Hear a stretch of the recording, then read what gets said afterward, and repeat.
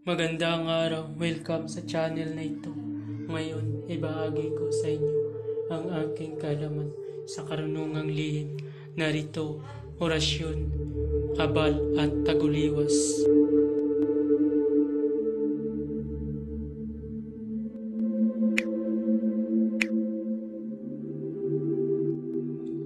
Pamilin, mahalin at pagkaingatan ang bawat ibinabahagi ko sa YouTube channel nito. Ang kapangyarihan na kapaloob dito ay lupang maiwagang. Gamitin lamang sa kabutihan at pagganap ng kalooban ng Diyos. Maginuwaran at laging sa puso't isip ang 7 layunin. Una, isabuhay ang 4 na gintong simulain makadiyos, makabayan at makatao, makakalikasan. Pangalawa, isagawa ang pag-ibig sa Diyos, pananampalataya at pag-asa sa pamamagitan ng tiyaga. Pangatlo, isakatuparan ang kabutihan, katuwiran, kalinisan, katotohanan at kadalisayan, kaliwanagan at kababaan ng kalooban. Pangapat, ipagpalaganap ang pagkakaisa, pagmamahalan, pagtulong sa kapwa, pagmimisyon, paglilinis ng sarili at pagbabago na paunlad.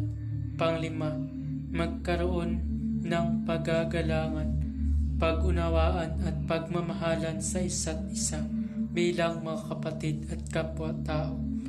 Panganim, maging dakila sa isip, sa salita at gawa para sa Diyos, sa bayan at tao. Pangpito, ipagpatibay ang kautusan ng Diyos, tumulong sa pagpapaunlad ng katawan ng bawat kasapi ng samahan at tumupad sa hadikain ng Diyos sa tao sa pamamagitan ng pagsunod sa mga layuning ito. Ang isang naghanap sa Diyos ay makakasumpong sa Kanya at hindi pagkakaitan ng Kanyang liwanag.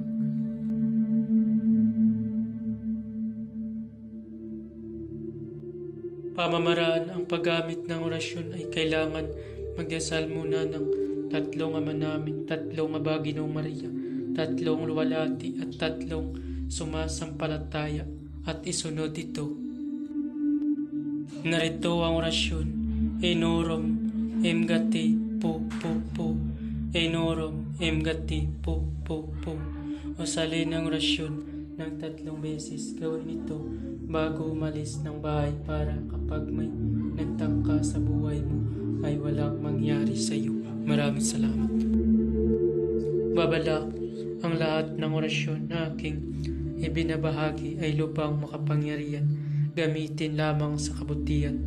Kung sino man ang gumamit sa masama ay mayroong bad karma. Maaari maghirap habang buhay hanggang kamatayan. Maraming salamat po. Bago matapos ang video ito, huwag kalimutan mag-subscribe and click the bell icon para laging update sa mga bagong video.